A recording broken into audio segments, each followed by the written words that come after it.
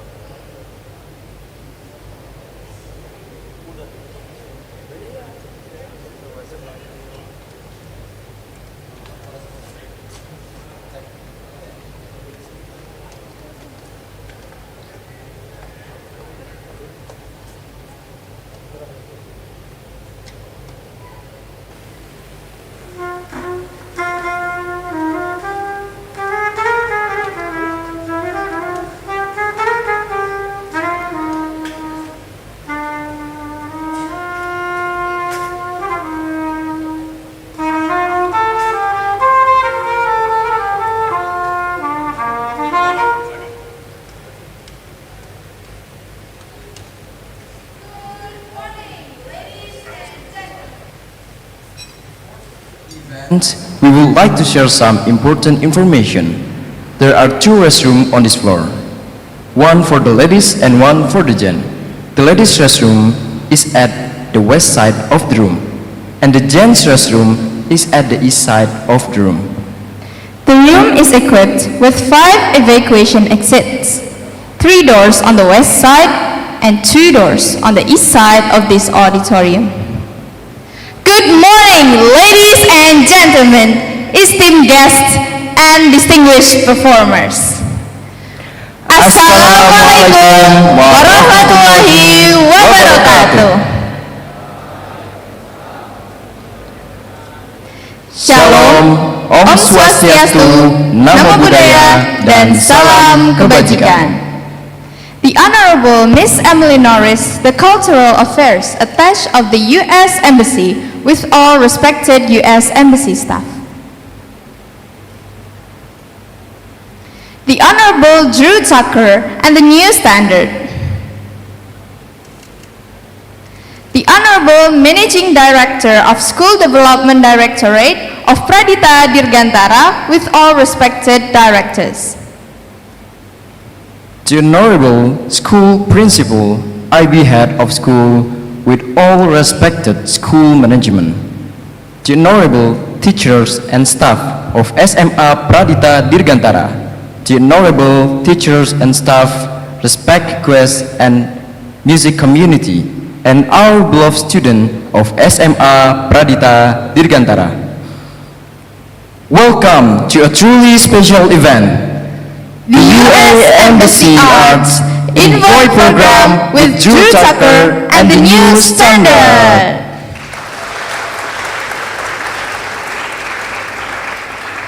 Yes, indeed. We are absolutely delighted to have each and every one of you here today to celebrate the power of music and culture with us. Oh my God, I'm so excited, Yeah, I'm excited too. But before we begin our event, allow us to introduce ourselves. My name is Kiara Naokoyuki. And I'm Shakwil Iram Bazili.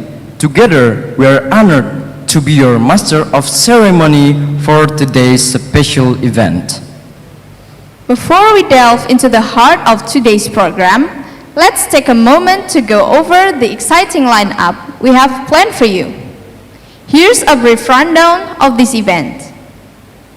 First, singing Indonesia's national anthem and Pradita Dirgantara hymn. Second, moments of prayer. Third, opening remarks. Fourth, workshop and live performance by Drew Tucker and the New Standard. Fifth, closing. First, singing Indonesia's national anthem, followed by hymn of Pradita Dirgantara. Please join us in welcoming our conductor, Anissa Zahra, to lead us. Audience, please rise.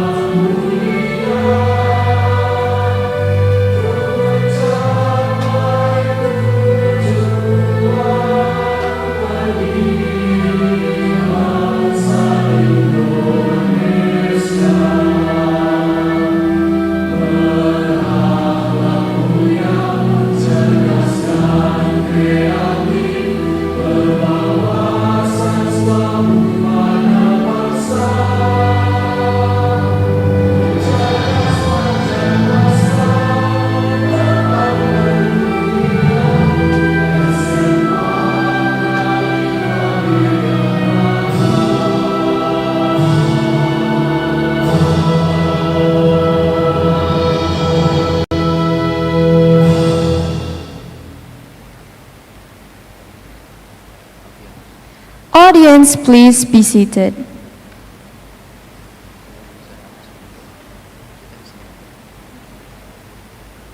Ladies and gentlemen, as we gather here today, let us take a moment to center ourselves in reflection and gratitude through prayer. It is now our privilege to invite Abian Gaisano to the stage to lead us in this solemn moment.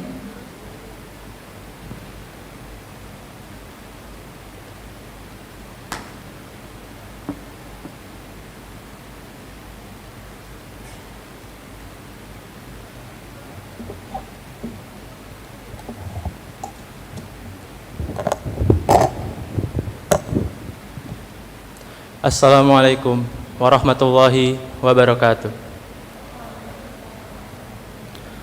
Ladies and gentlemen, let us bow our head for a moment. Pray to God, Allah subhanahu wa ta'ala, so this event can be precious to all of us. I will lead this prayer based on the teachings of Islam. And those who are not Muslims, you are pleased to pray according to each of your belief. Bismillahirrahmanirrahim. Alhamdulillahi rabbil alamin. حمدا يوافي نعمه ويكافئ مزيدا يا ربنا لك الحمد كما ينبغي لجلال وجهك الكريم وعظيم سلطانك. Oh Allah, today, Monday, 6th of May 2024, in this beautiful place, we are gathered here to hold the U.S. Embassy Arts Envoy program with Drew Tucker and the New Standard, in the hope for us to be informed about the new knowledge in art and the hope that we can attend this event in good health. O Allah, O Nafi', may the event that we are participating in today be useful for our life, broaden our knowledge, and lead us to be successful in our future life. We also hope that the information that we got from this event can help us in deciding our future, and not only for us, but also to boost our school and our nation's dignity. O Allah, O Mujibas Sa'ilin, you are the one who can fulfill our prayers. Please fulfill our prayers. Rabbana atina fid dunya hasanah wa fil akhirati hasanah wa qina adzaban nar. Subhana rabbika rabbil izzati amma yasifun wa salamun alal mursalin walhamdulillahi rabbil alamin. Wassalamualaikum warahmatullahi wabarakatuh.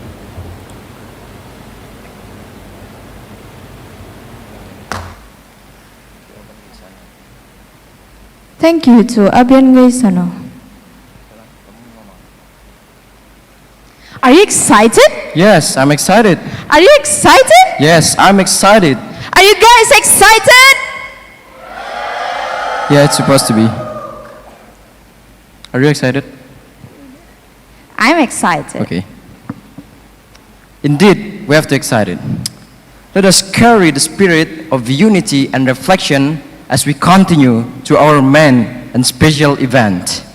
Coming from the faraway land to our Ooh. school, it is our honor to welcome Miss Emily Norris, the Cultural Affairs Attaché of the U.S. Embassy, to the stage.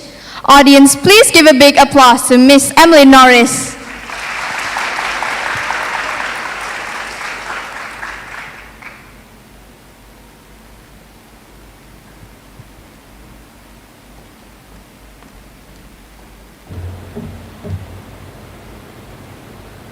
Selamat pagi semua. Sudah siap? Ya, oke. Saya Emily atas kebudayaan dari Kedutaan Besar Amerika Serikat di Indonesia. Sangat mengucapkan terima kasih sekali SMA Pradita atas kerjasamanya hari ini untuk acara Drew Tucker and the New Standard. Dan saya juga senang sekali bisa lihat Anda semua hari ini. Saya berharap semua siap untuk menikmati dan juga memanfaatkan acara program hari ini. Saya mau menjelaskan bahwa tujuan programnya ini apa. Pertama, siapa tahu kenapa tahun ini adalah tahun penting antara hubungan internasional antara Indonesia dan Amerika Serikat. Nomornya ditulis di sini. 75 tahun hubungan resmi antara Indonesia dan Amerika Serikat. Oleh karena itu, kami mengundang kelompok Drew Tucker untuk datang ke Indonesia supaya kami bisa merayakan bersama tahun penting ini dan juga supaya kami bisa melanjutkan hubungan yang luar biasa bagus antara dua negara kita di masa depannya juga. Yang kedua, karena musik adalah bahasa tanpa batas. Semua bisa mengerti. If I speak in English or I speak in Indonesian, dua-duanya bahasa beda, tapi musik bahasa satu.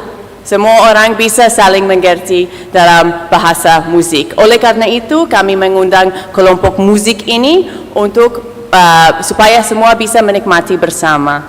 Dan alasan ketiga, supaya Anda semua juga bisa punya pengalaman dengan kami dari pemerintah Amerika Serikat, dari Kedutaan Besar Amerika Serikat, supaya bisa juga dapat informasi mengenai kesempatan-kesempatan Anda semua mau belajar musik, mau belajar ilmu, mau belajar apapun. Kami menyiapkan menolongi Anda untuk pergi ke Amerika Serikat untuk melanjutkan studi. Karena SMA Pradita, saya sudah dengar dengan salah satu paling bagus SMA di seluruh Indonesia, dan saya senang sekali bisa mengundang Anda semua untuk berkunjung ke Kedutaan Besar Amerika Serikat di Jakarta atau mengikuti program Education USA atau program-program lainnya. Dan hubungan antara Indonesia dan Amerika Serikat sangat kuat dan semuanya didasarkan dengan hubungan antara masyarakatnya. Jadi saya berharap hari ini kami bisa memanfaatkan musik dari Drew Tucker and the New Standard supaya merayakan tahun 75 hubungan antara Indonesia dan Amerika Serikat, dan juga sebagai pembukaan hubungan lebih dekat antara pemerintah Amerika Serikat dengan SMA Pradita dan semua siswa-siswinya. Terima kasih dan semua menikmati. Ya. Terima kasih Miss Emily Norris atas kata-kata yang sangat menginspirasi. Thank you. Now, let us hear opening remarks from the IB Head of School at Pradita Dirgantara. Please join us in welcoming the IB Head of School, Mr. Oscar Justino Karaskalao, to the stage. Audience, please give a big applause to Mr. Oscar.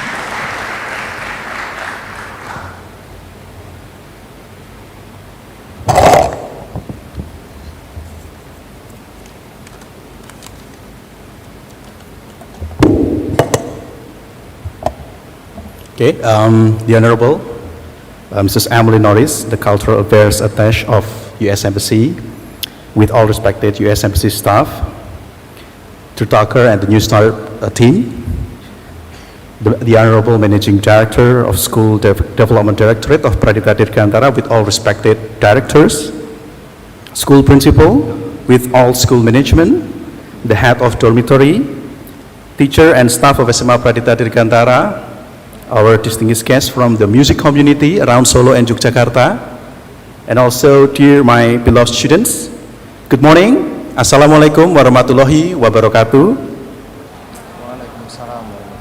Salam sejahtera bagi kita sekalian, Shalom, Om Swastiastu, Namo Buddhaya, dan salam kebajikan. First of all, as the people of faith, let us give thanks to the presence of Almighty God. Because of His grace, we can gather here to have a music workshop with Drew Tucker and the New Standard, which has been run by the U.S. Embassy in Jakarta in the auditorium of SMA Pradita Dirgantara. Ladies and gentlemen, with great pleasure and excitement, I welcome you to this exceptional music workshop featuring Drew Tucker and the New Standard. Today marks a momentous occasion where creativity, passion, musical mastery coverage inspire and elevate our collective appreciations of the art of music. Music, as Emily mentioned, is one of the universal language, right? So music in its mildest forms has the remarkable power to transcend boundaries, evoke emotions, foster connection that resonate deep within our souls. In its universal language that speaks to the essence of our humanity, transcending cultural differences and uniting us in a harmonious symphony of expression. Ladies and gentlemen, in this presence of Drew Tucker and the New Standard, we are privileged to witness firsthand the magic of unfolds when dedication meets talents. Innovation meets tradition, and individual brilliance harmonizes with a collaborative spirit.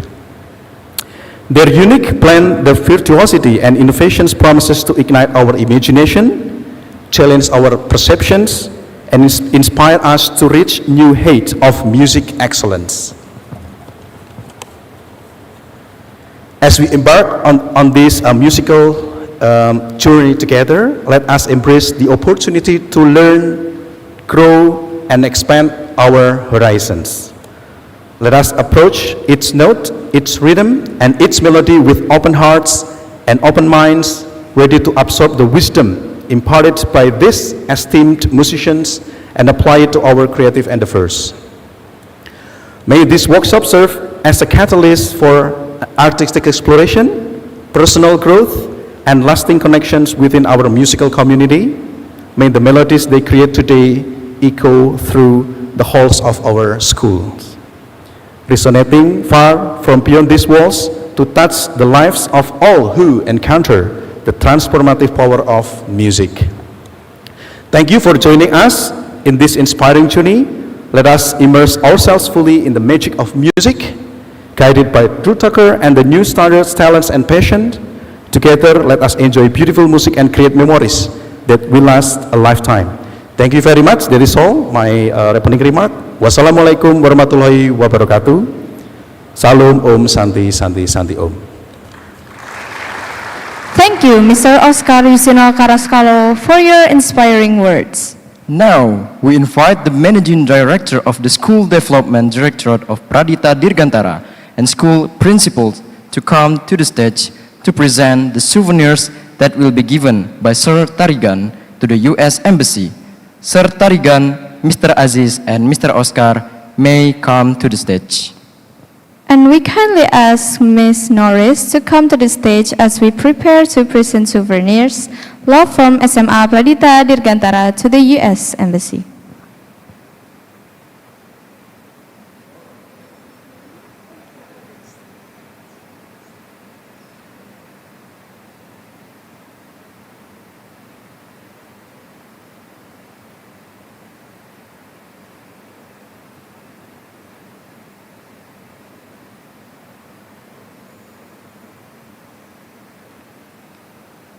Now, Sir Tarigan is presenting the souvenir from SMA Pradita Dirgantara to the U.S. Embassy.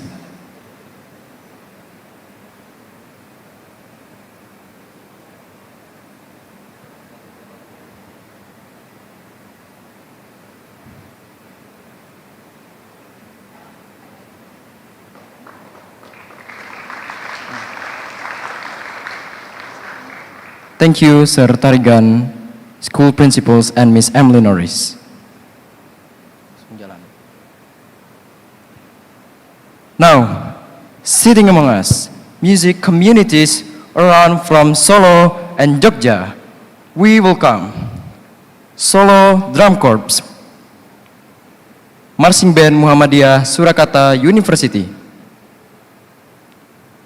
Etawa Jazz Yogyakarta, Solo Jazz Society, Koper Mini Yogyakarta, Jazz Band Senen Yogyakarta Community, Warisan Jazz Club, El Magnifico, Marching Band 11 Maret University, RSG Solo, and Embun Percussion.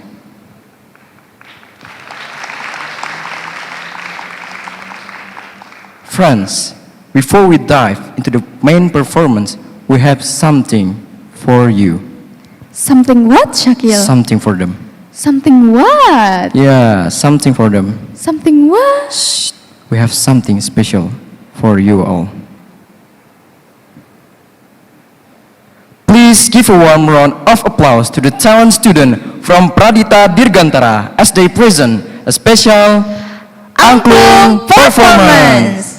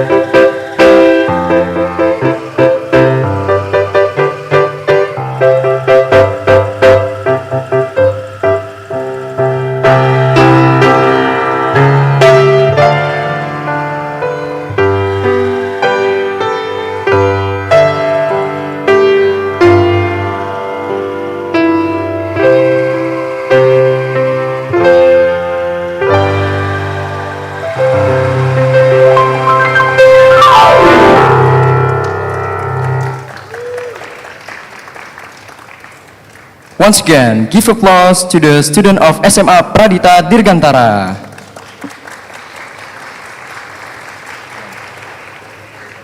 My blood boils from the harmony. Tepuk tangan dulu dong lagi buat kita semua. Yeah, it gave me a goosebump. And now, without further ado, let's move on to our main performers for today. Drew Tucker and the New Standard. Friends, now it is our pleasure to introduce our main performance for today's event, Drew Tucker and the New Standard. Hailing all the way from Florida, oh, so far, Drew Tucker and the New Standard are a quintet that blends the genre of hip-hop, pop, and jazz into a mesmerizing musical experience. For real? Yeah, for real. And you know what? What is that? What sets them apart is their innovative use of uncommon instruments such as the vibraphone and tuba, making their sound truly unique. Whoa, yeah, that is very, very amazing. And you know, Yuki, What's that? they have a very special mission. Their mission is to make this distinctive instrument more accessible to fans worldwide. And today, we have the privilege of witnessing their incredible talent right here on our stage. Drew Tucker and the New Standard, the stage is yours.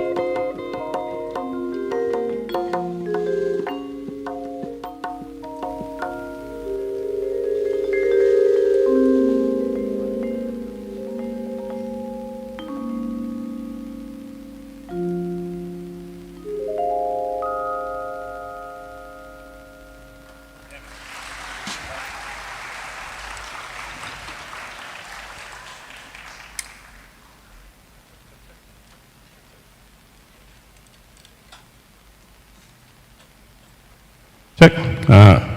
Ooh, a little hot. Bring it down just a little bit. All right. Selamat pagi. Terima kasih. Nama saya Drew. Yeah? Yeah? All right. What? Me? Thank you. This is Mike Pilot on drums. Murphy Aucamp on congas, bongos. Bill Muter on tuba. And John Torrance, who you just heard on guitar. Wow, we are so honored to be here. What a beautiful room. Everybody we've met has been so wonderful.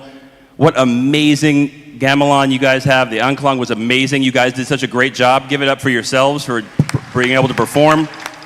It's a really difficult thing to sit still for a long time and listen to a lot of people talk and then get up and be asked to perform like that. And you guys did a wonderful job. I am such a big fan. So, Terima kasih, thank you very much for performing for us today.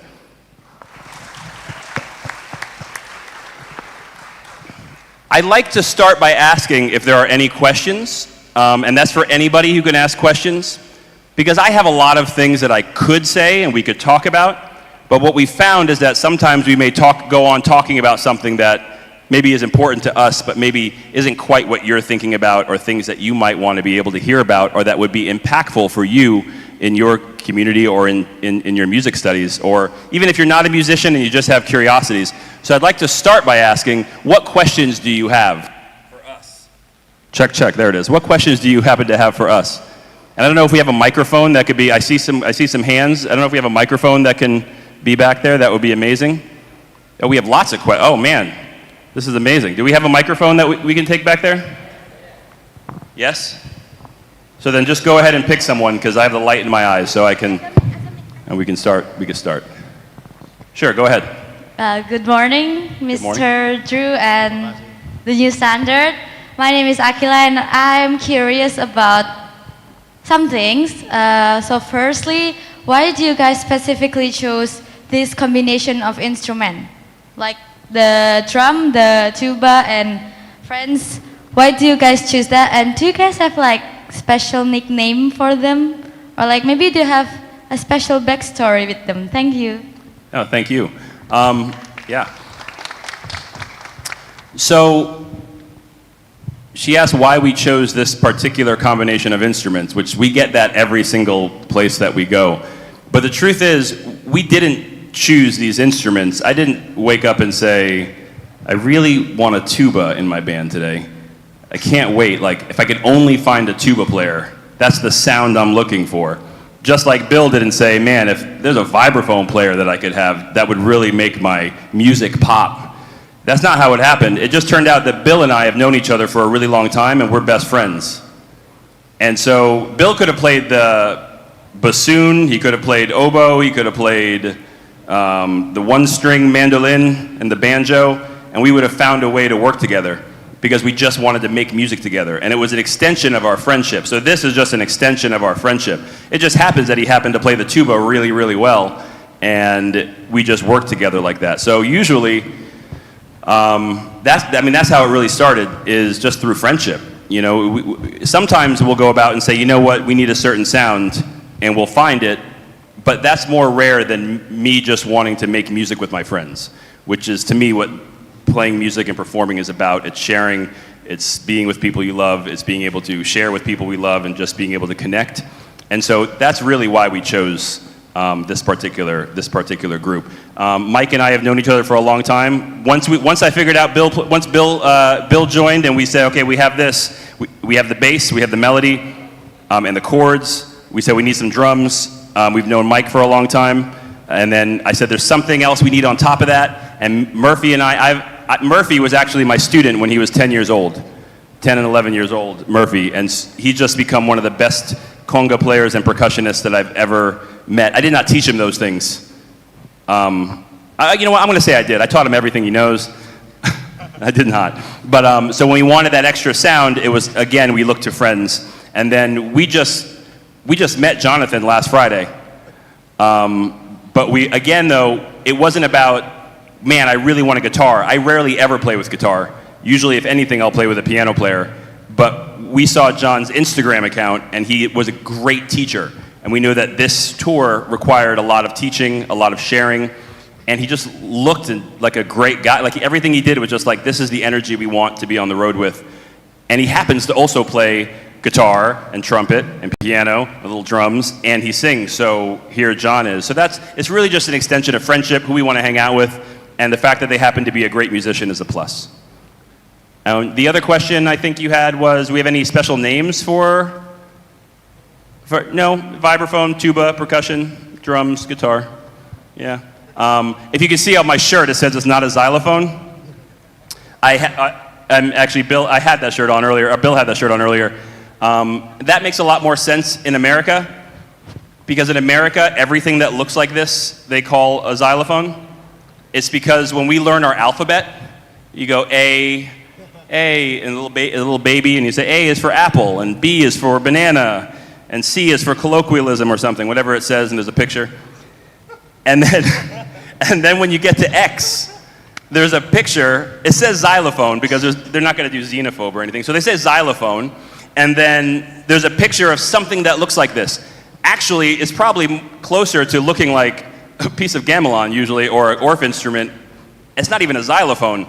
So babies are trained to annoy me at my concerts by calling it a xylophone. I mean, really, mommy, xylophone. No, kid, it's a vibraphone. So one day after a particularly hard show at a little restaurant when I was younger, I was so frustrated with everybody calling it a xylophone that I changed all of my screen names, I changed all of my website names, my YouTube, and I had shirts made so that everyone would be like, oh, that's a... What is that? Which is way better for me, so but yes, it's a vibraphone. So, sorry, I know we had a lot more questions. I spent a lot of time on that one. Who else had questions? And you guys, I can't really see everybody, so just pick somebody and stand up and start talking when you get a microphone. Great. Yes, thank you. I'm quite amazed that it's... let me first introduce myself. My name is Azam. I think it's a very wonderful dream for maybe some of us. I could name some of my friends that really wants to be a musician someday. And it looks very fun having a group of friends, being able to travel around the world, playing and doing the things you love. But it's a question for me that, is there something that bothers you, or what are the challenges that you had reaching your dreams or living out your dreams of being a musician and being able to travel around the world? Thank you. Well, thank you. The challenges, yeah. So, I say this.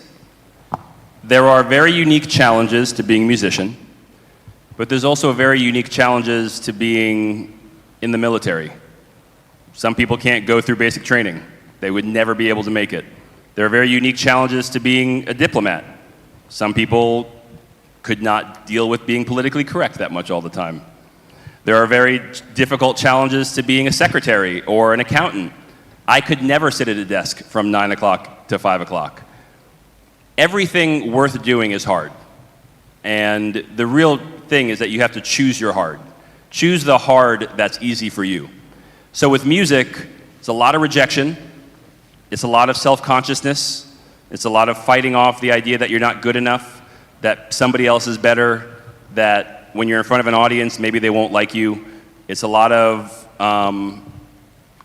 playing shows for very little money in the beginning, especially while you're learning. It's a lot of practicing, hours and hours of practicing. Did I say rejection? I'll say it again. There's a lot of no's. A lot of rejection, a lot of, hey, can we play together? Hey, can I play at this restaurant? No, we're not looking for that. And then it's a lot of still making sure that you don't lose your sense of self when you're dealing with all of that rejection. But I enjoy that hustle. I enjoy knowing that if I need to make something happen, that it's on me to make it happen. So that is very difficult, and some people can't take that part of it. Like they can't take going and asking, hey, I love this venue, I have a band, I would love to play at this venue, or here's my videos and here's my stuff, and they say, no, it's not what we're looking for. And for some people, that's too much for them to bear, and that's fine. For me, and I keep it moving. And that, to me, when I hear a no, it means good. I don't have to waste my time here anymore. Let's keep it moving. I mean, there have been plenty of times where, in my earlier career, where there were no's, and then once I achieved a different level, and they saw me playing with certain people, all of a sudden they're like, hey, we looked at your stuff again. We'd love to have you back over here. And that's been a really cool feeling too, as long as I push through. So really, there's a lot of challenges to it. Finding an instrument in a different country is a challenge, but this one's beautiful. So whoever brought it, thank you. But really, it's all about choosing the kind of challenges you're willing to endure to be successful at the career that you want. So if you love doing this and it's something that really sets you on fire, and when you're playing it, you're just full of joy and you want to share that joy, then you'll be able to endure the no's, and you'll be able to endure the times when the show doesn't pay very much, or you're at a show and you thought it was going to be great and people didn't show up, and all of these other types of things. But if it's not, then keep it as your hobby. You know, there's nothing wrong with that either, and find something else to support your hobby. Does anybody else have anything to add to that one? That's good? All right. Appreciate you guys. Yeah, thank you. Good question. Other questions? I love this, by the way. So engaging. Appreciate it.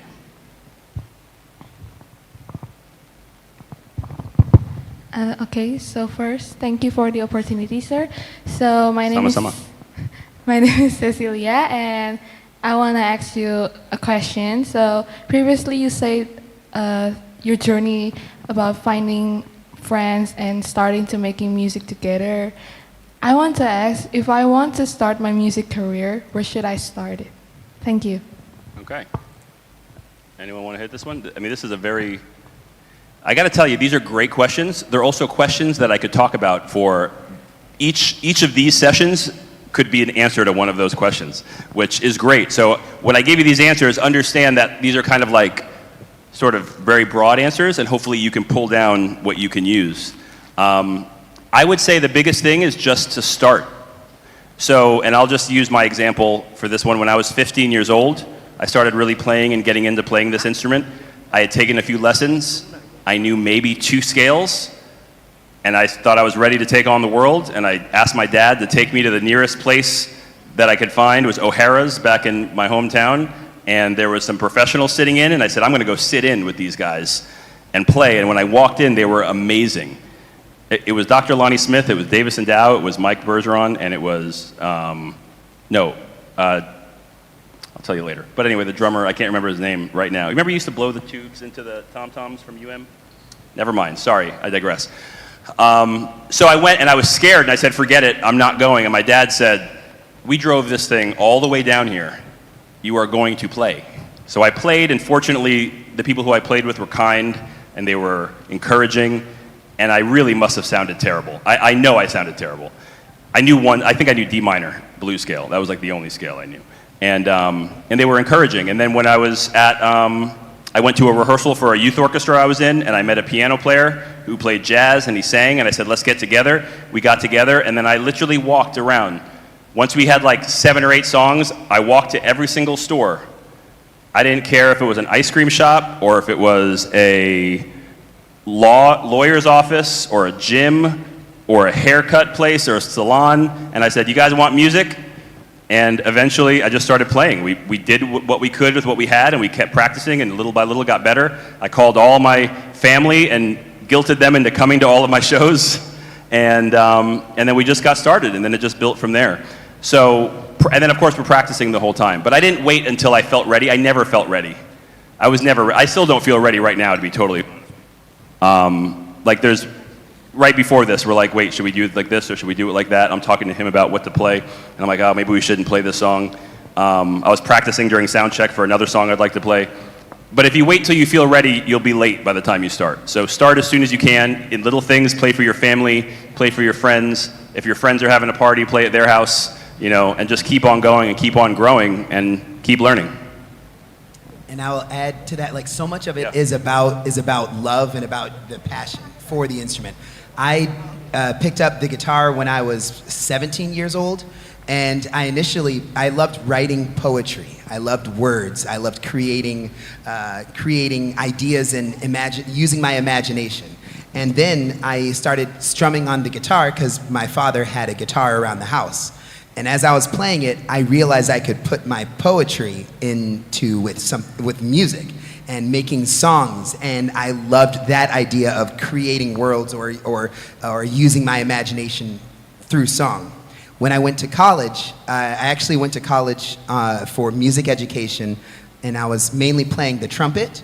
But I loved what I was able to do with the guitar, so I went to the dorm rooms of my friends, my new friends, and I just hung out with them. I was listening to them, I was playing with them, and I was a lot worse than them. But I wasn't afraid of that. I knew that this was a place where I could grow, and they were cool to just let this nerdy guy come in and sit with a guitar and strum along and with them, even though they had had lessons for 10 years and I had never had a guitar lesson in my life. I was doing a lot of learning through community, the people that were around me. And having those friends, I'm still friends with them today. We talk on the phone, we message each other, so those can become lifelong friendships. And we've played together. So again, that idea of friendship and community is absolutely huge.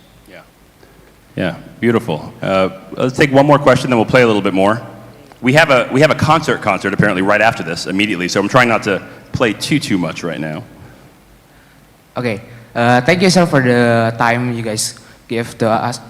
And I would like to ask, first, let me introduce myself. My name is Wira, and I would like to know what's the goal, the next goal you are guys want to achieve by doing this music band, and why?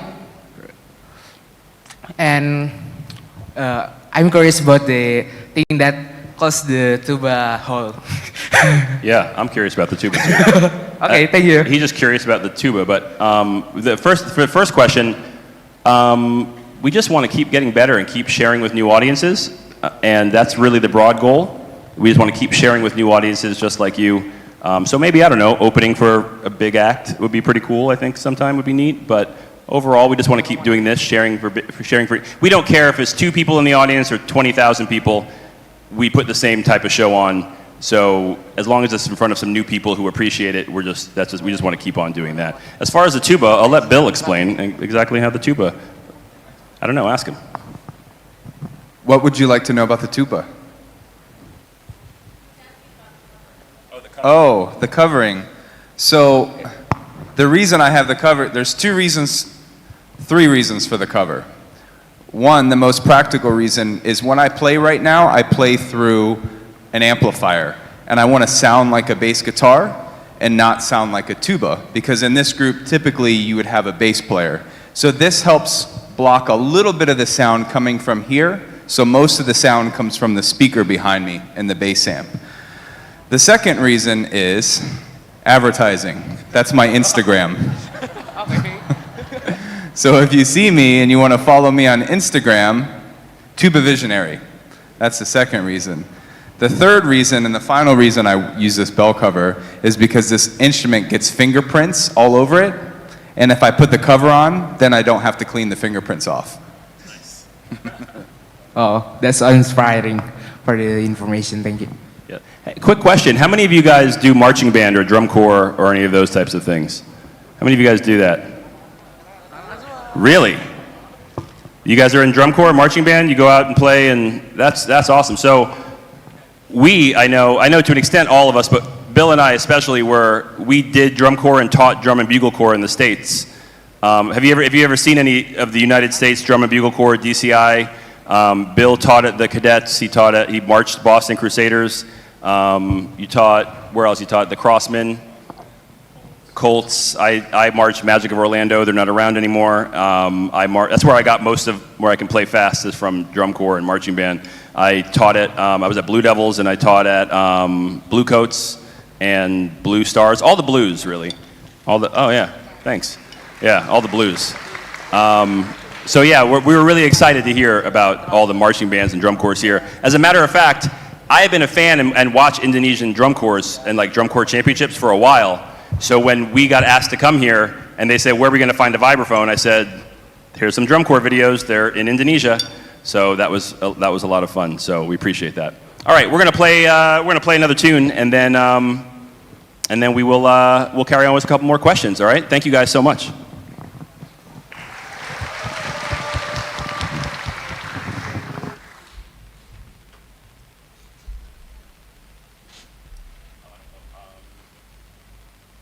Let's feature. Let's do. No, I don't want to do that. Let's do.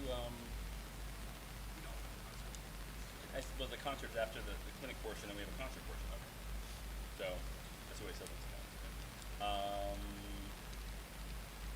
No, you don't want to do what?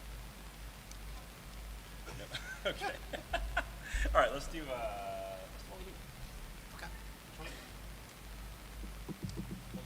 Only human. Oh, yeah.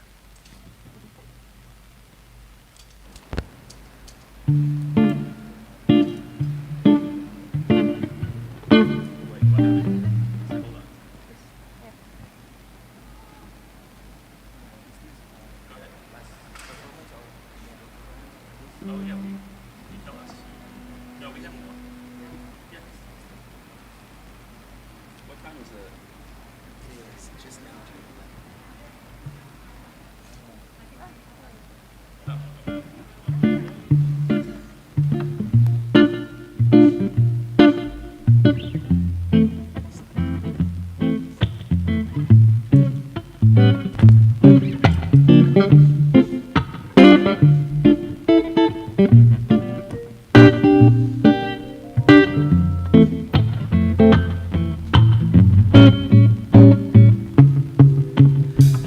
I'm tired and self-assured. I'm living life inspired.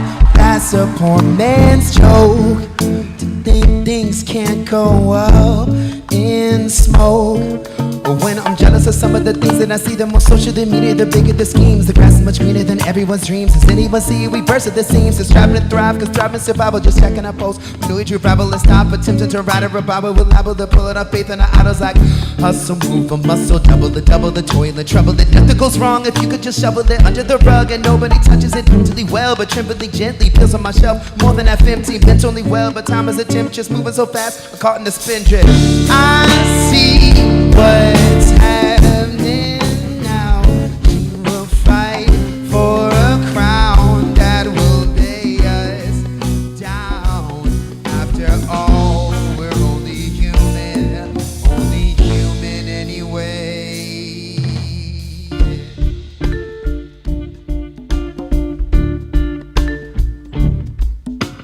I could turn left or I could turn right, but I should be turning if I see the light burning, churning my spirit, but that's not enough. No, it's not enough just to buddy you up. And we have a purpose that's greater than us, and we have a light that is filling us up. If we find a switch that is rooted in love, we will chase out the darkness, I'll cover it up. The brothers, sisters, others, everyone come in the huddle and figure it out loud. In the spaces that we occupy, you see the faces that we're graced with are just faces that are laced with all the beauty and the hatred of us gracious. Some are gracious and beauty and pain come from the same vein. Some come from the same name, the love and the hate. After all, we're only human anyway.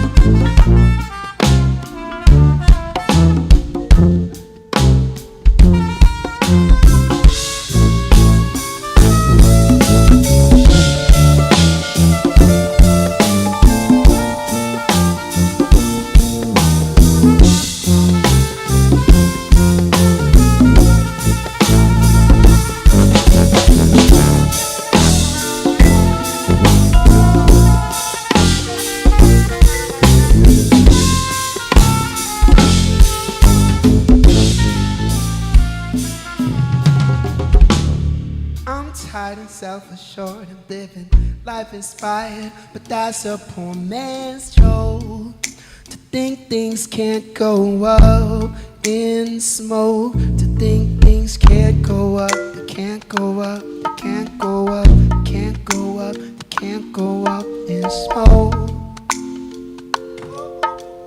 Oh, oh.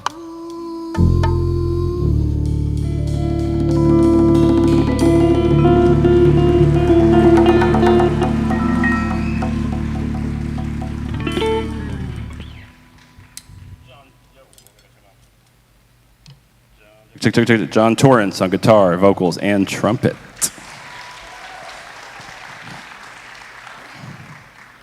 You guys have some more questions for us? Amazing. This is amazing.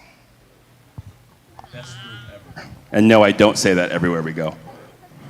Okay, I say that most places, but keeps getting better. Okay, so I just want to say that your performance was awesome. Okay? Thank you.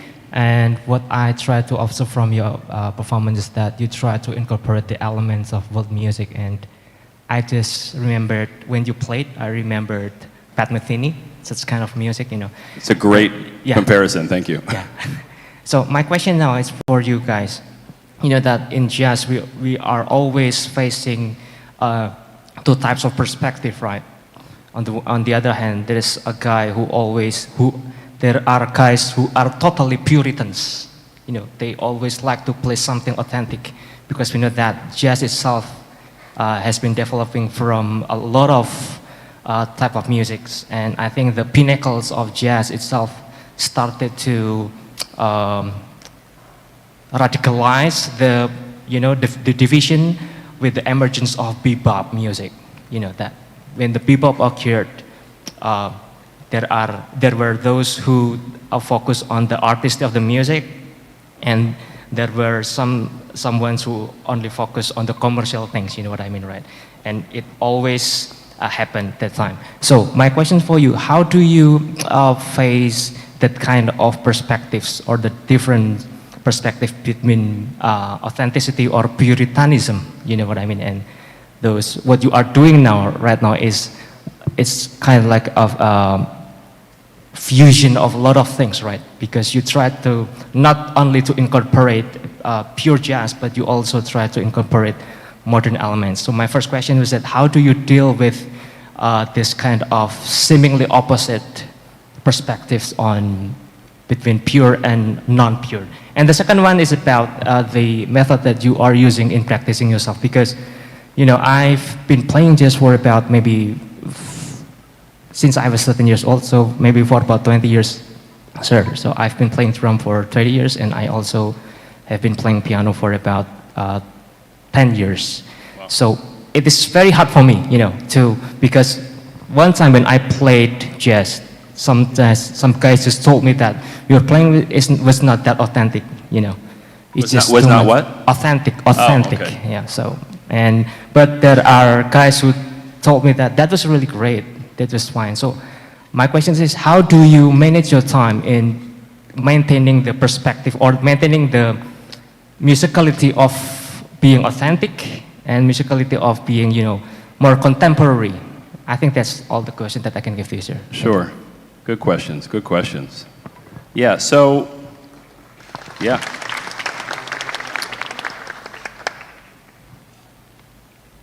To answer, how do we deal with people talking about what kind of, is it traditional jazz, is it purist jazz? How do I deal with that? The answer is I don't deal with it. I ignore it completely. Because, I mean, when you think about it, jazz was a pop music.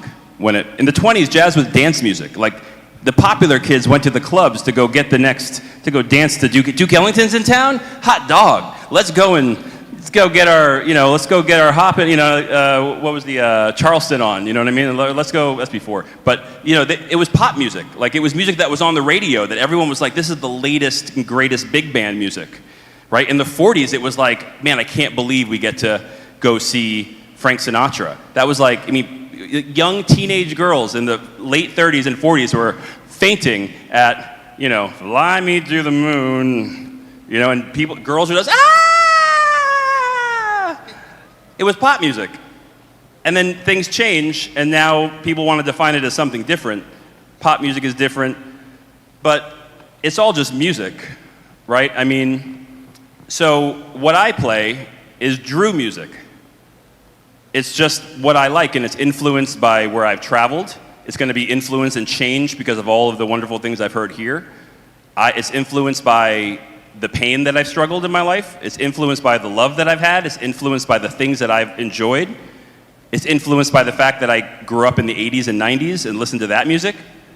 I just happen to play a jazz instrument, and I've learned a lot of language of jazz because that's part of learning the instrument. So I can speak a lot of jazz language, so if I go and sit in with a very traditional jazz group, they'll hear I have an accent because I have traveled and because I listen to pop music a lot, and I listen to hip hop music a lot, and I listen to rock and roll a lot. So they'll hear my accent and be like, all right, interesting, he's speaking jazz with an accent. But I don't care. Because if I start trying to play what other people tell me to play, then I'm just going to be a mimicry.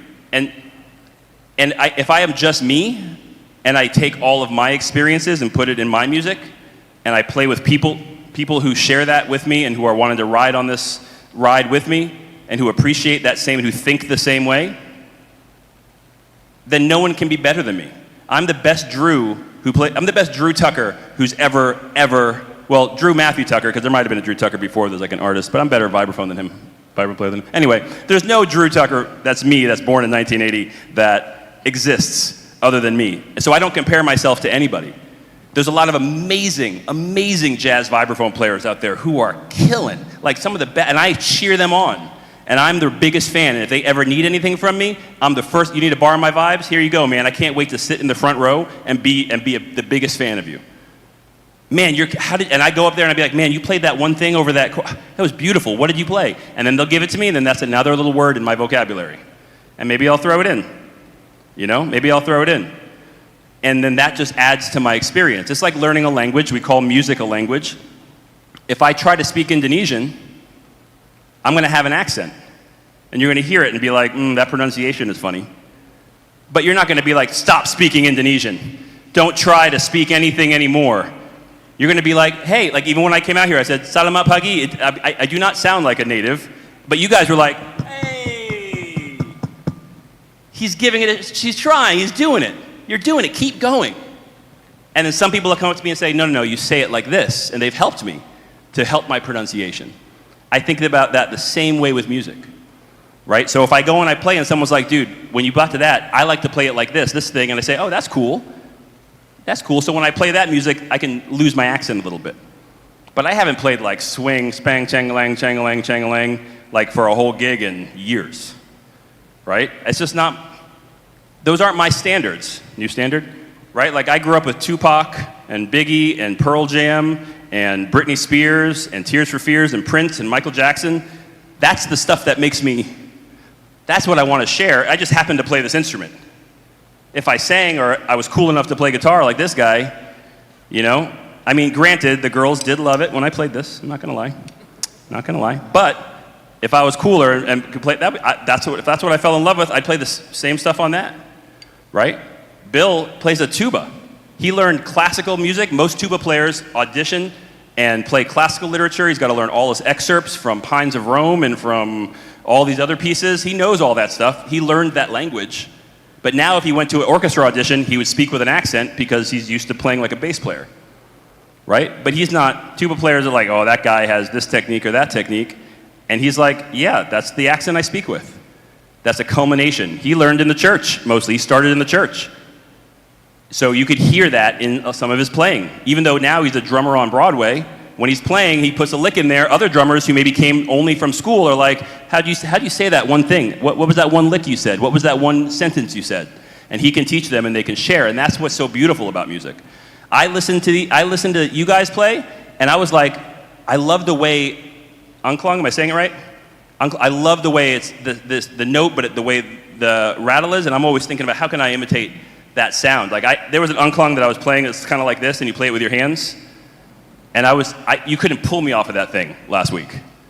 I was so excited to play it, and I'm going to take that idea, some of those ideas back with me and speak with that accent. If you went to Australia for 5 or 6 years, you would come back and speak Indonesian great, but maybe you'd have an Australian accent. No one's going to be like, dude, stop speaking Indonesian. You can't do it anymore because now you speak with that accent. And so when people come up to me and they say, man, you're not, what happened? You're not swinging. I'm like, I'm just speaking with my own accent, man. And that's just me. And in terms of how we practice, I still learn the licks. I still try to, I still hear stuff I like. I still listen to a lot of jazz, and I still try to pick up licks. Murphy's always playing cool licks I'm trying to learn from. And I hear him play drums. I play drums too, so I'm always like, dude, I don't bother with that because he's up here. So I try to learn, I'm like, never mind. And then I'm also so inspired by the way John phrases a lyric. And I'm always trying to meet up with that. So yeah, I'm really passionate about the fact of not what we call gatekeeping, which is like, you're not allowed to play this if you don't do 4 years of academics and 6 years of, no, my 10-year-old plays jazz with me. We play blues all the time. And that is authentic for her. So, yeah? Cool. Thank you. Any other questions? Yeah. All right. Oh, thank you. Yeah. Appreciate it. Right, thank you, Drew. So, first of all, my name is Darren, and I'd like to say that I really like the cover of Everybody Rules the World, the first song. Thanks, it's a favorite of ours.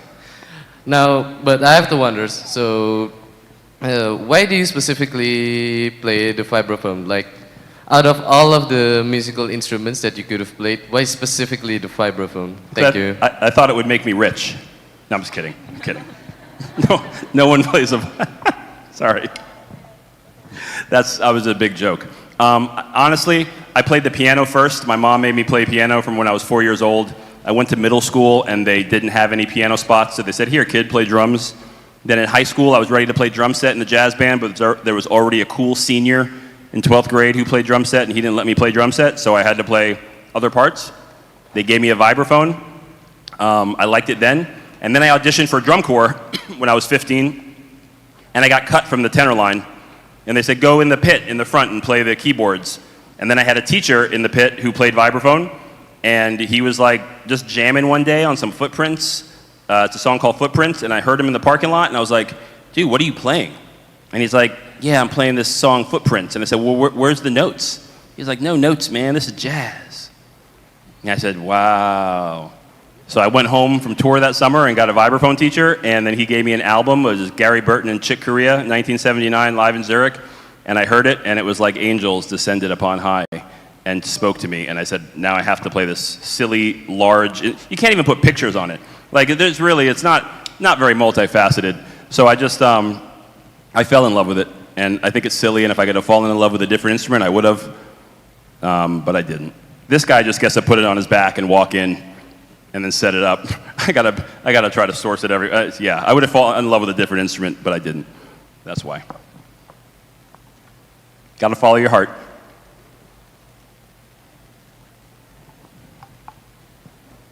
Yeah. Oh, thank you. Hello, Drew. My name is Dea, and I have a question. I'm curious of something. For your journey learning instrument, have you found any traditional American instrument? Because I have heard of many instruments, and sometimes I cannot tell the difference between them. But is there any traditional American instrument that you have found of? Thank you. So have I found any traditional American instruments? Like what? Yeah, I don't know, but maybe you have something to share about American instrument, if there's some. Well, what's interesting is that a lot of our music is from the slave trade. So even when we think about traditional American instruments, maybe you think about the banjo or a zither or a mandolin. These things came from, banjo is from Africa and was brought over here with Africans. And so a lot of our music that we play, marimba was in Africa before it was ever here, you know. These were around long before America. So it's hard to say what a traditional American, even our classical instruments are European. So really, no. I don't know that we have. I mean, the beautiful thing about jazz, and one thing I love about it, is that it's truly an American art form, and it's our export to the world.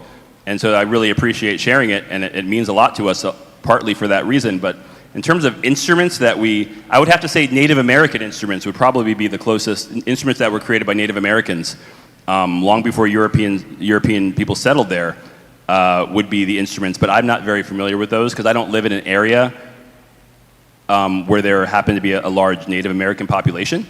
So mostly, I mean, we name our cities after, there was, but there's not anymore. So unfortunately, I haven't had a lot of experience with them. But if you were to look for them and you were to listen and you were looking for traditional American instruments, you would look to Native American instruments. Okay, thank you for You're the welcome. answer.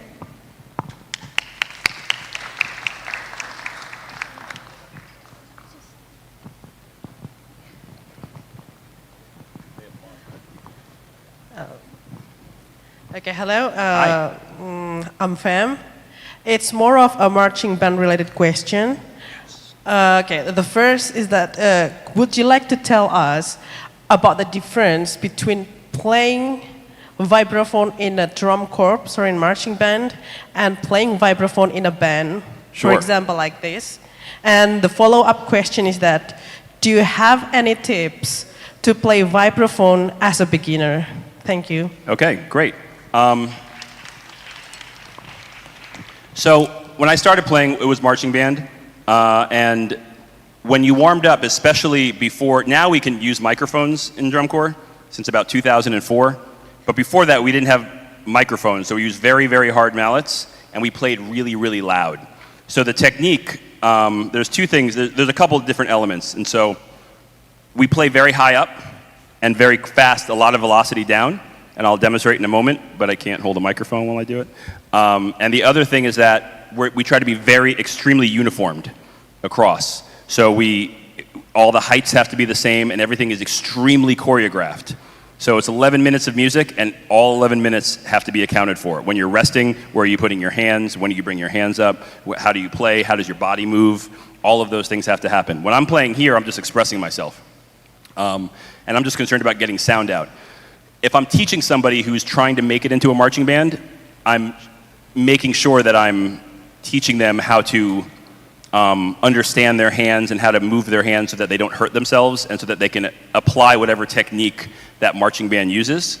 And if I'm teaching somebody who has no interest in that and just trying to play good music, then I don't care what technique they use. I just make sure that they're making great sounds, not hurting themselves, and whatever technique they have, they'll be able to achieve their goals with it.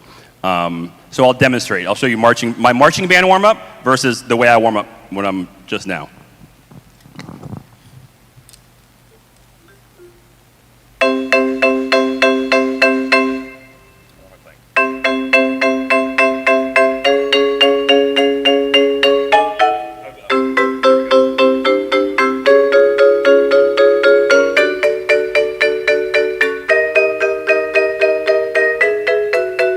Standing up very straight. I'm playing very high up. Or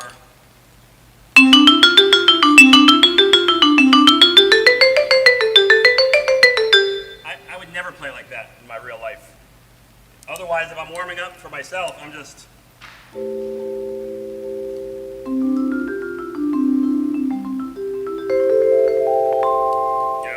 I'm just making pretty sounds.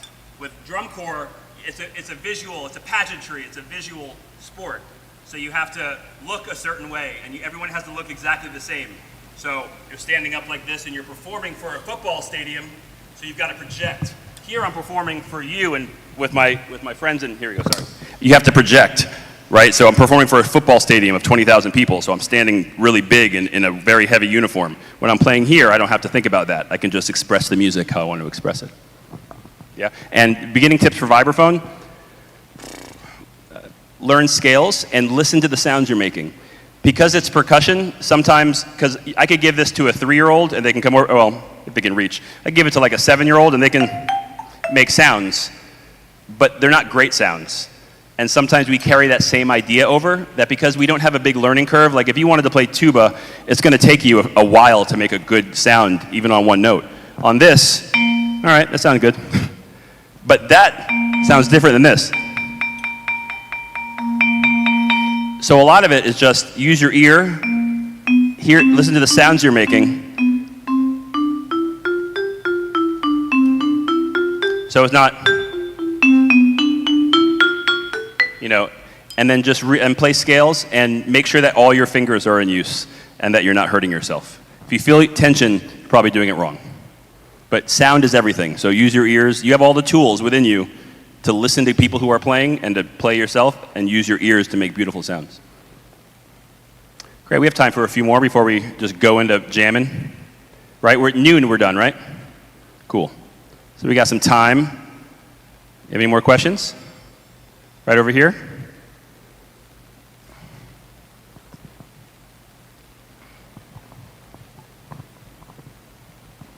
Hello and good morning. My name is Aisha and I'm very delighted to be able to be standing here listening to your performance. It was so beautiful. Thank you.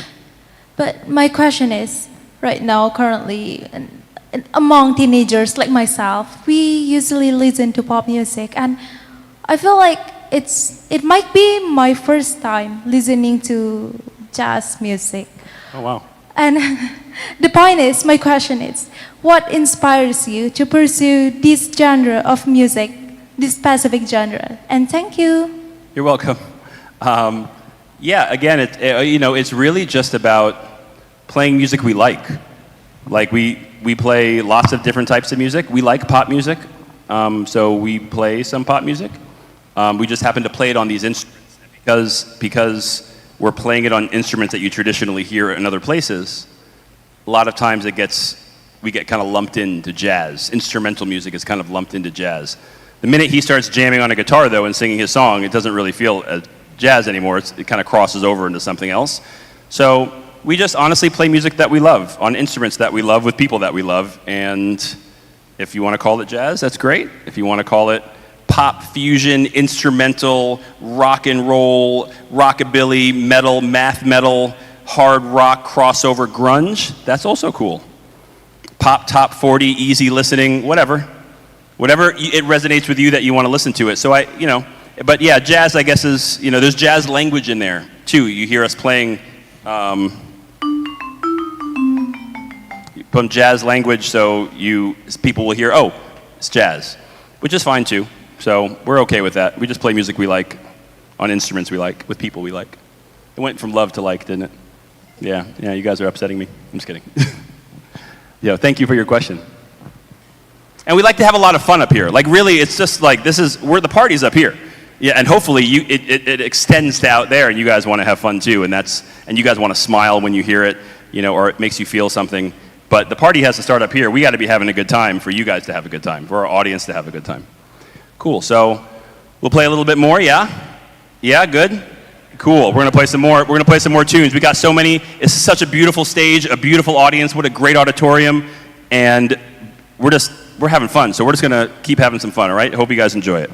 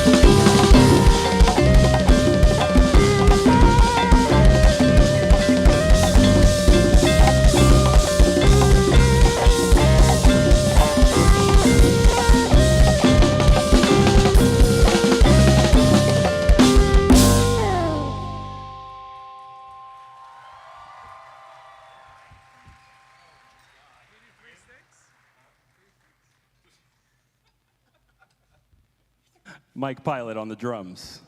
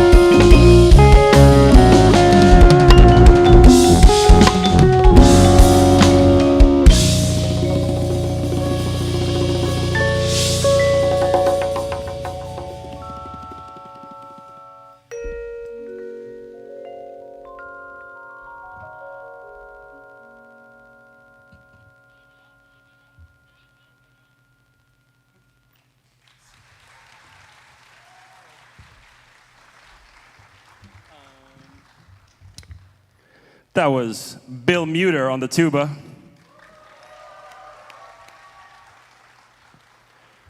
We got time for a few more questions before we play our last tune, so I want to make sure we try to get everybody if we can.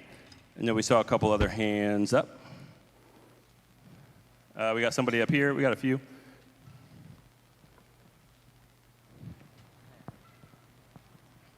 Thank you for this opportunity. Let me introduce myself. My name is Hisham.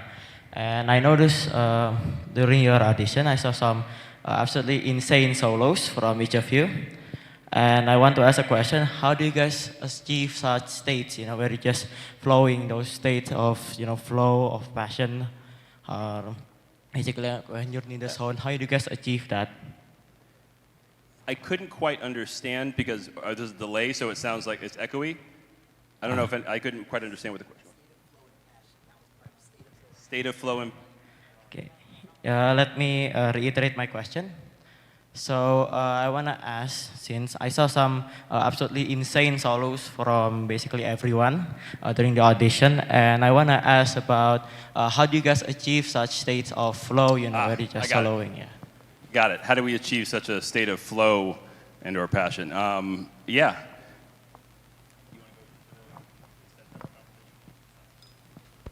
I'm going to let Bill Muter, the sharpshooter, answer this one. So sometimes we think about music like a conversation. And honestly, it's not always love and compassion. We're a musical family on stage, and like every family, sometimes the family argues. You know, when you spend a lot of time with the same people, sometimes you get along, and then sometimes one little habit about the way that they chew food annoys you. And when we play music, all of that comes to life through our music. We were a little tired from traveling the other day, and we were a little frustrated, and that comes to life through our music. And that's what makes it interesting, because it's important to us to be honest with the way that we play. I think some of my favorite musicians and all of our favorite musicians in the world are honest with the way that they play. And that's what allows us to communicate.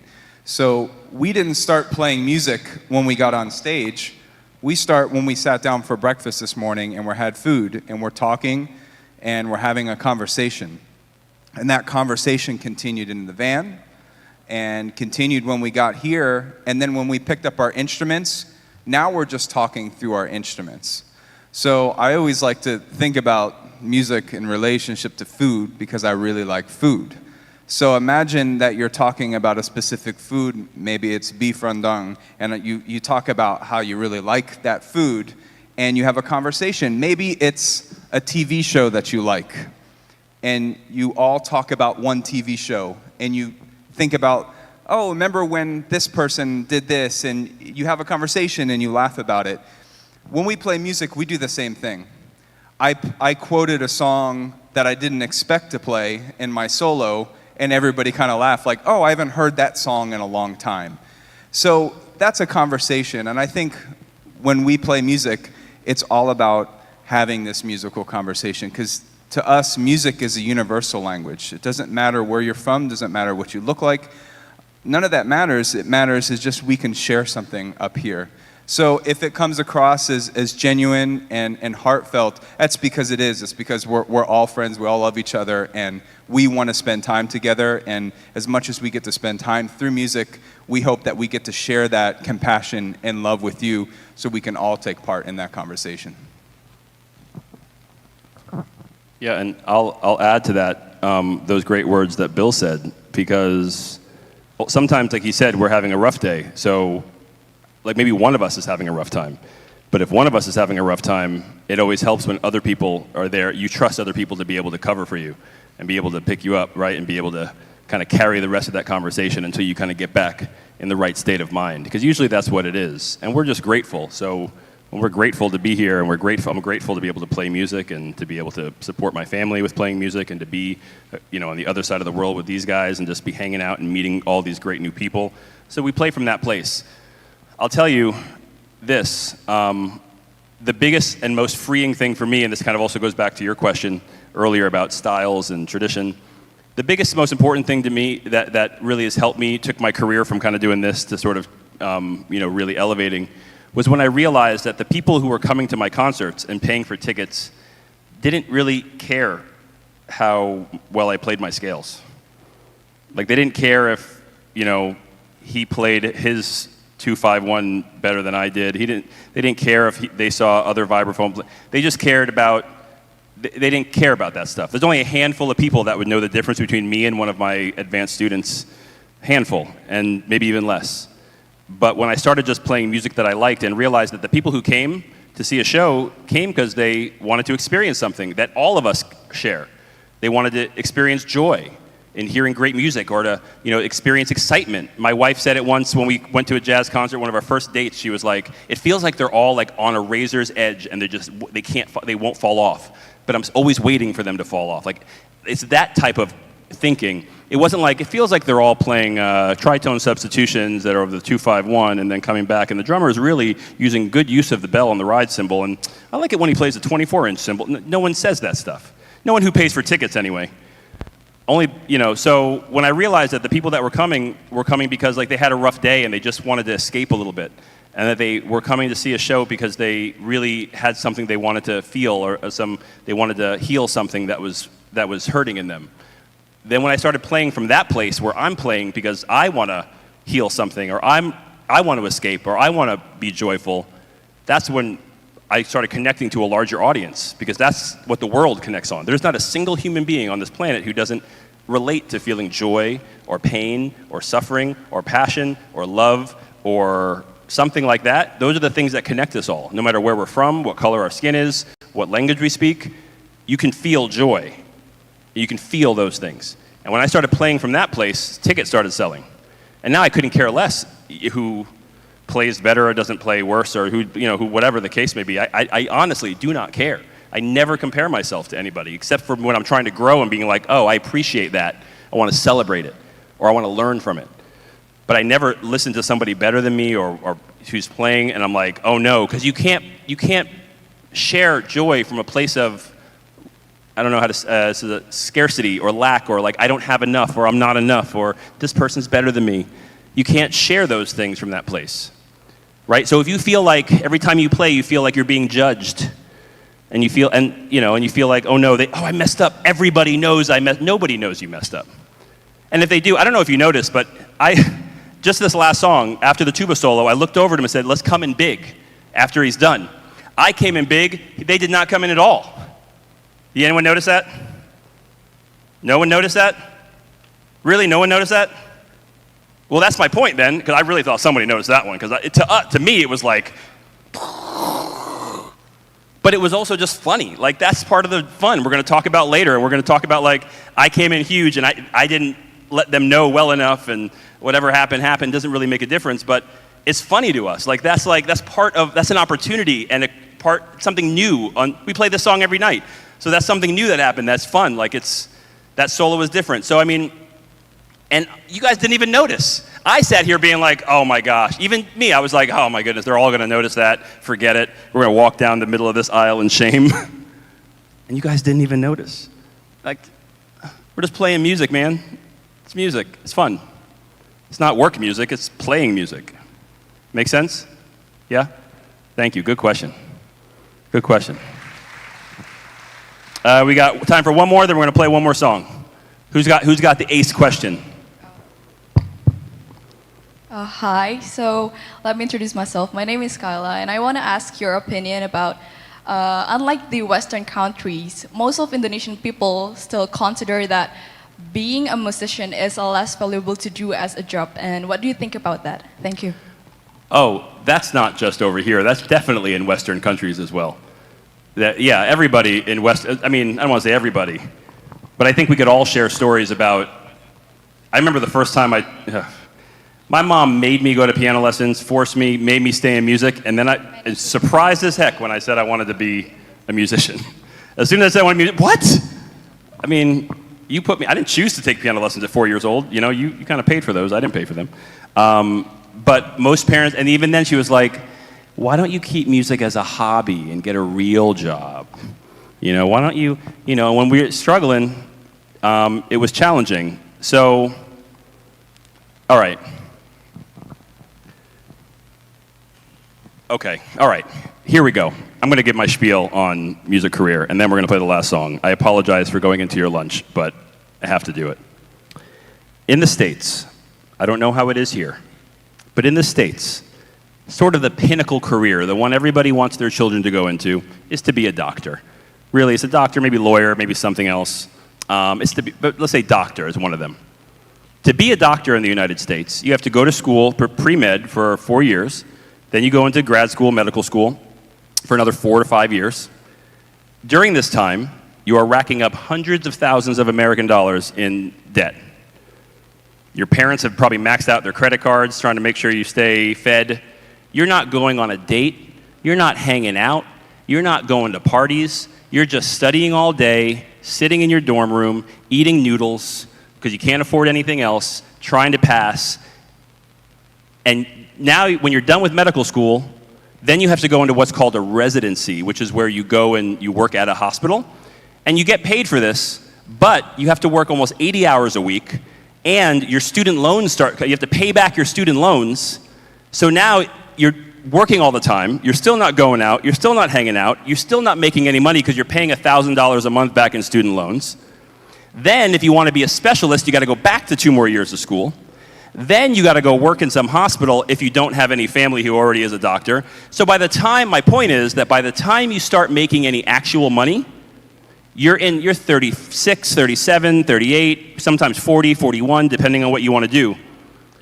So all the way through your 20s, you are beyond broke. You're in debt.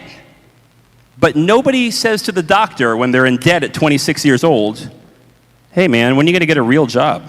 Stop with this medical school stuff. You're not making any money.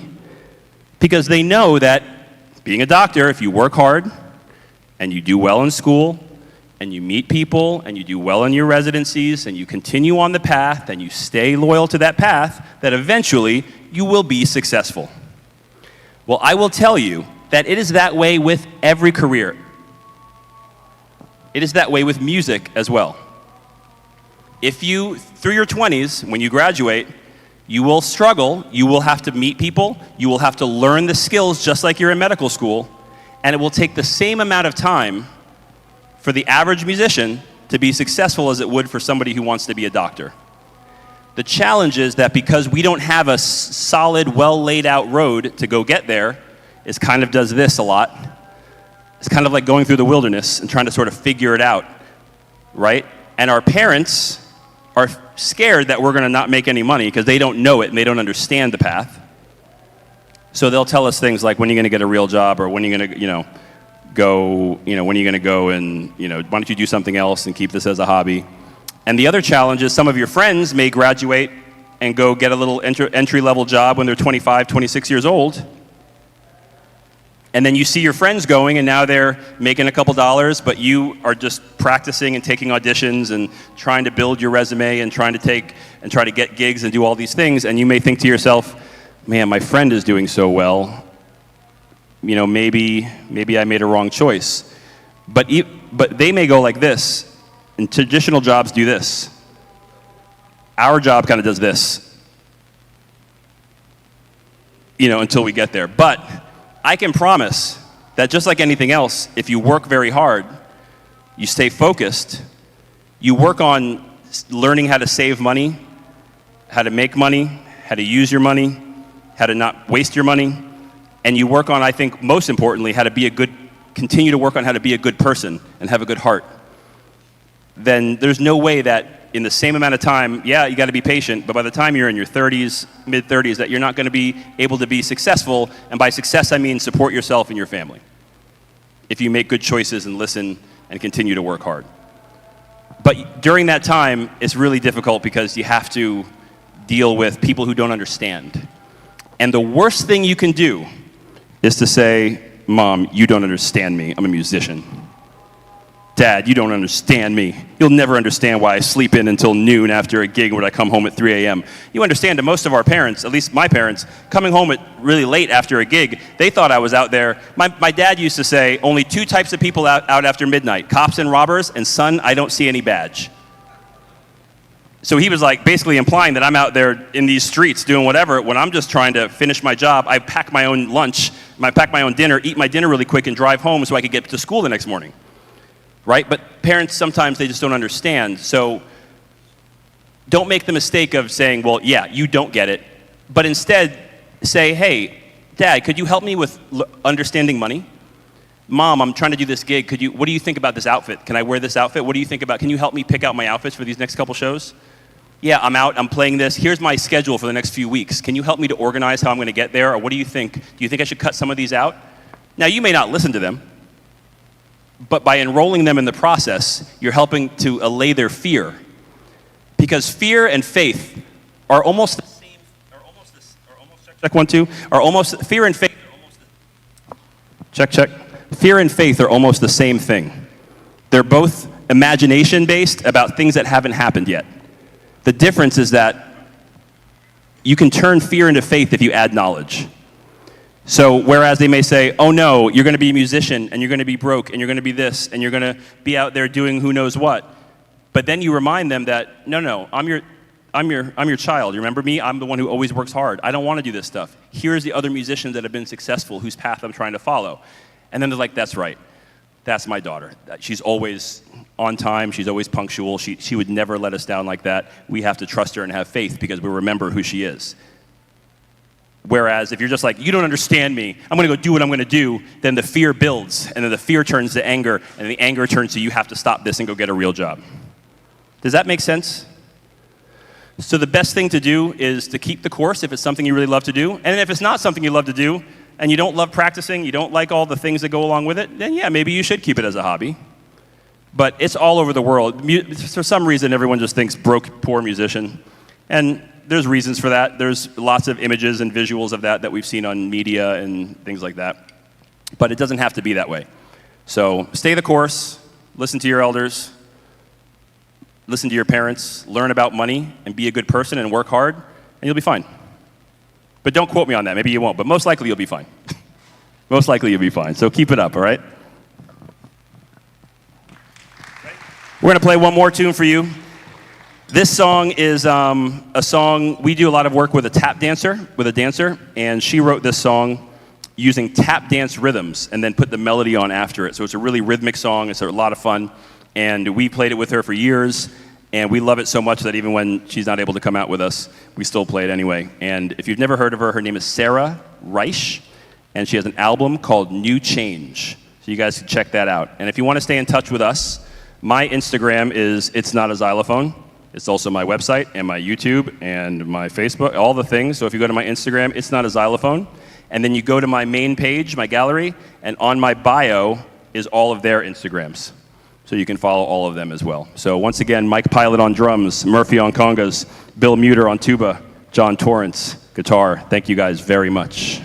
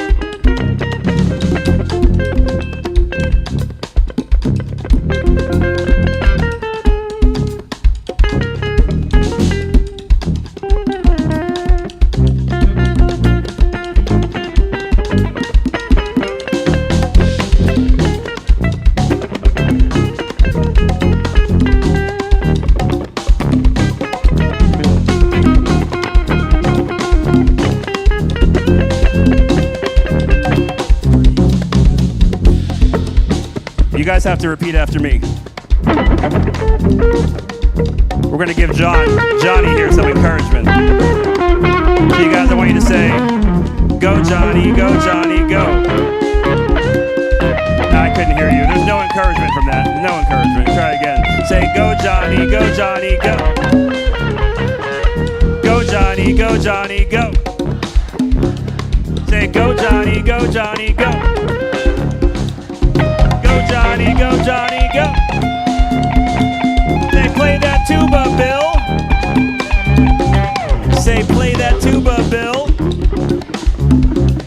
Say, play them congas, Murph. I said, play them congas, Murph. Now we'll listen.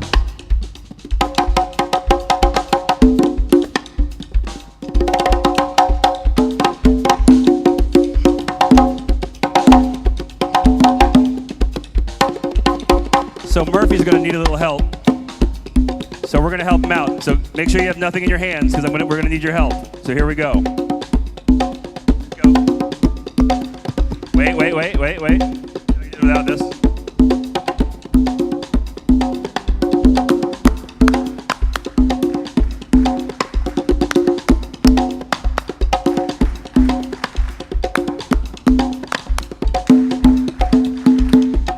Good. So I'm going to point you. We're going to have to do that together. Here we go. Ready? Hold on a second. Murphy, let's hear him. Let's hear it.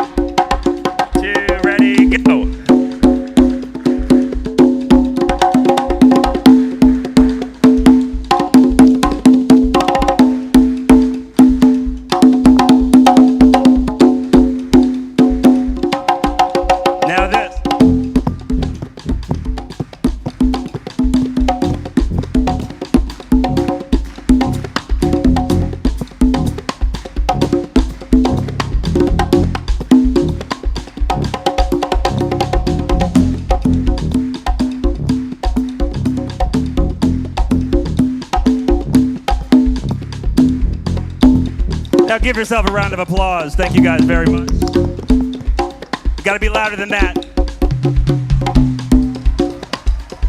Oh, I couldn't. You guys, thank you so much for all this applause. I appreciate it. Once again, we got Mike Pilot on drums, Murphy Allcamp on congas, Bill Muter, the sharpshooter, on tuba, and John Torrance on the guitar. My name is Drew Tucker. Thank you guys very much for all the hospitality. Terima kasih. We love you. This has been such a great morning, afternoon. Wonderful. Thank you very much to the U.S. Embassy for having us out here. We are so appreciative of the relationship that Indonesia has with America that has allowed us to come here. We have learned so much from you. We've learned so much from the culture here, so much from... I know I've learned so much from the food here, and I can't wait to try some of these things back home, impress everybody. We've learned so much from the musicians and our students, and we hope that we've been able to share something of value with you. So once again, thank you guys very much.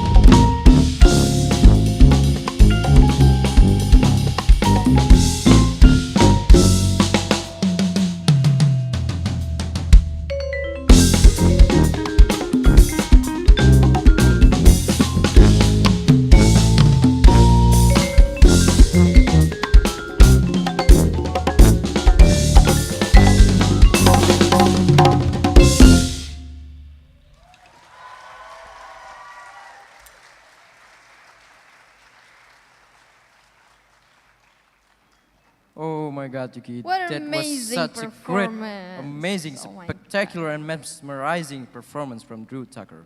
And you know what? What?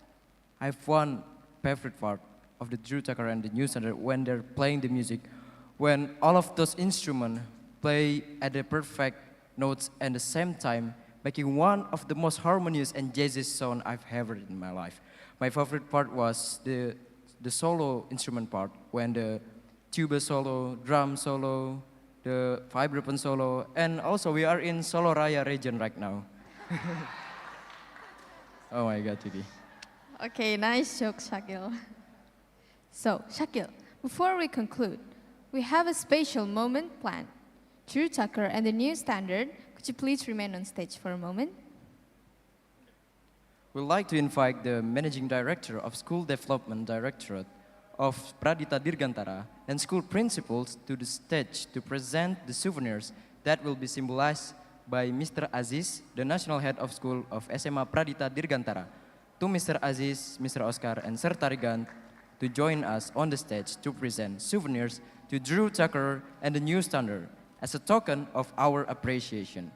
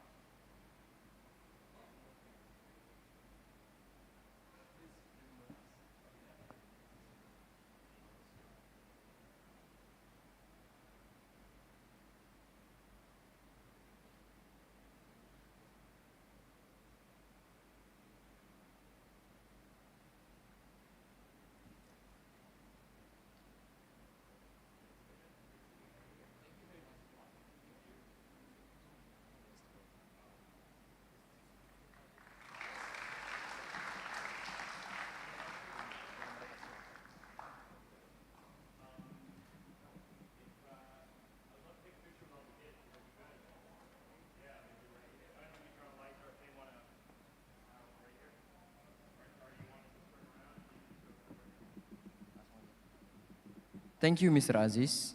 And thank you, Drew Tucker and the New Standard, for your outstanding performances today. Thank you for introducing jazz. Yes. After this, before we bid farewell, we would like to invite everyone to join us for a group photo session. Yes, please. Thank you, Drew Tucker. Thank you, the US Embassy. Thank you, everyone. I'm feeling jazzy right now because I'm using jazz right now. Jazz.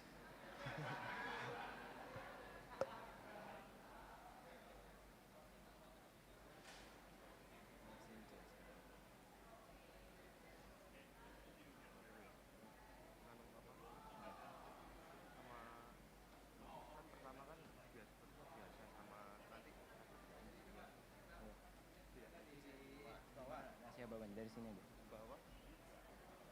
Coba diinfoin aja. Nanti fotografer akan dari sana karena acting dari sebelah sana. Dari selatan. Coba rapin ke panggung aja gitu. Iya. Bisa merapat ke depan panggung. Untuk siswa dan siswi bisa merapat ke depan panggung dan juga nanti fotografer akan berada di sebelah selatan karena pencahayaannya dari sana. Untuk para tamu-tamu diharapkan bisa untuk Bergabung. mengikuti sesi foto bersama. Oleh karena itu kami persilahkan untuk bergabung bersama kami di panggung untuk melakukan sesi foto bersama Kedutaan Besar Amerika dan juga Drew Tucker and the New Standard.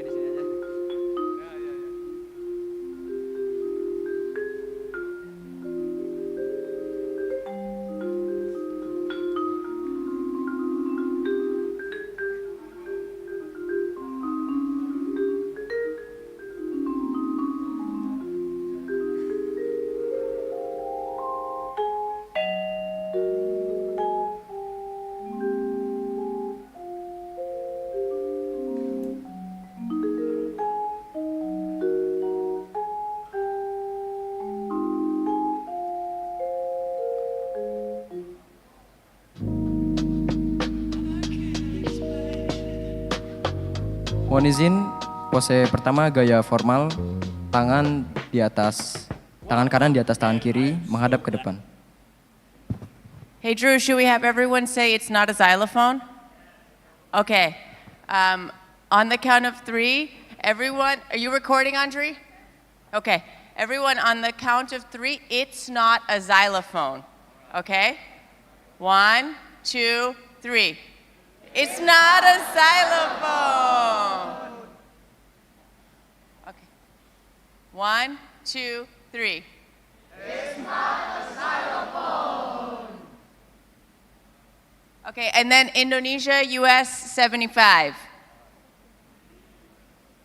Yeah. 1, 2, 3. Indonesia, US 7.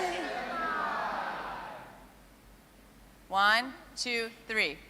Indonesia, US 75.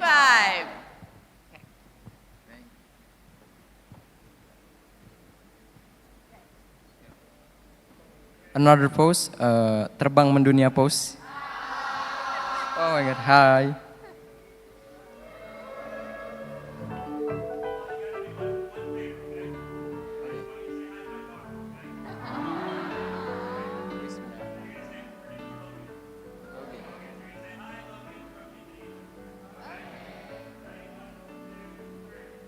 Hi Logan from Indonesia.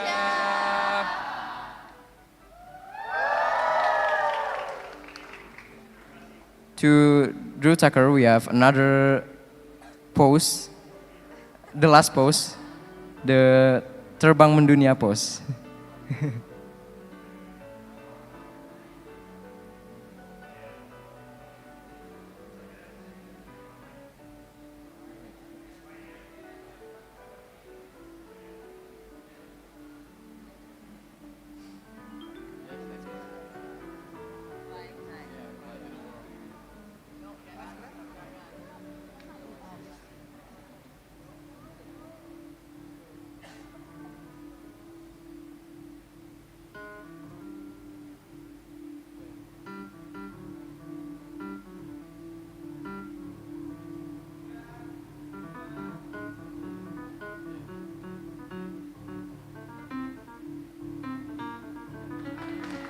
Thank you.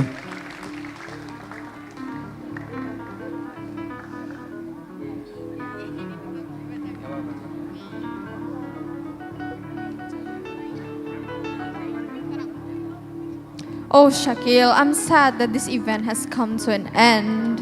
Yeah, I wish I could have more time in this special event, right? Yes, you're right. So once again, we want to express our gratitude to each and every one of you for your participation and contribution to today's event. Yeah, for me it was a very amazing event. This will be one of my wonderful memory. Yes, we know, Yuki, we hit our time limit at this stage. So I think at this moment, the time has come. Yes, our time has come. So, have a fantastic day and thank you everyone. And we hope to see you guys again soon. Goodbye. Goodbye. Wassalamualaikum warahmatullahi wabarakatuh. Om Shanti Shanti Shanti Om.